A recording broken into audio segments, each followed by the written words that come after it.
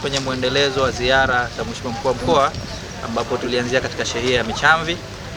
Moja ya changamoto na kero ambazo tumezipokea kwa wananchi, mojawapo ilikuwa ni swala zima la upigaji wa muziki kwa baadhi ya baa, na tumekwenda kufanya ukaguzi wa kushtukiza katika baa moja ya Mama Nyau pale Michamvi, na tukabaini dosari kadhaa ambazo zipo, ikiwepo kutokuwepo na leseni, lakini mazingira ambayo yanafanywa shughuli zile za biashara na mazingira machafu na hayaruhusiki kuweza kufanya hizo shughuli za biashara.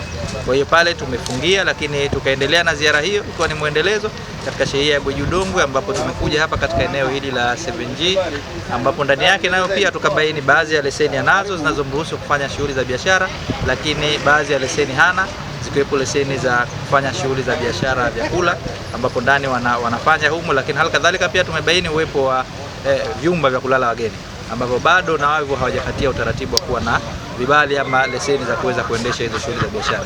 Kwa hiyo tumempa muda mpaka kesho hakikisha kwamba amekamilisha taratibu zote zile ambazo zinastahili kuweza kukamilishwa.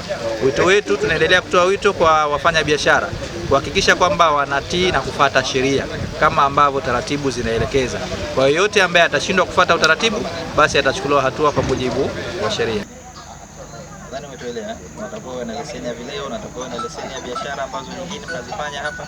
Lakini tumepita nyuma, tumeona mazingira sio mazuri, tunataka huko zimefungua majaa kabisa. Kwa hiyo mazingira yenyewe pia hayaruhusiki kufanya hizo shughuli za biashara mpaka mtakaporekebisha taratibu nyingine zitafuata. Tunakuuliza, aliyekukodisha hapa amekukodisha kufungua baa au kakukodisha kwa kujenga makazi? Kufungua baa. Hichi kiwanja yeye anamilikije aliyekukodisha? Ana hati miliki? Anayo. Ambayo inasemaje? Ni ya makazi au ya biashara? Ya makazi, si ya biashara. Kama ya makazi ni story nyingine. Ukipewa kibali cha makazi, unatakiwa kwanza ukitumie kwa makazi. Ukipewa kibali cha ardhi ya biashara, unakitumia kwa biashara.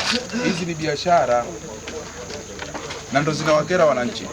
Sasa bisheha hapa lazima tusimamie vizuri. Inatakiwa kibali chake cha baa. Hiyo leseni ya kwao, hiyo sio ya kwetu. Ni sahihi. Yaani utaratibu ni kwamba kwa sababu hana leseni inayompa uhalali wa kufanya hizi shughuli za biashara.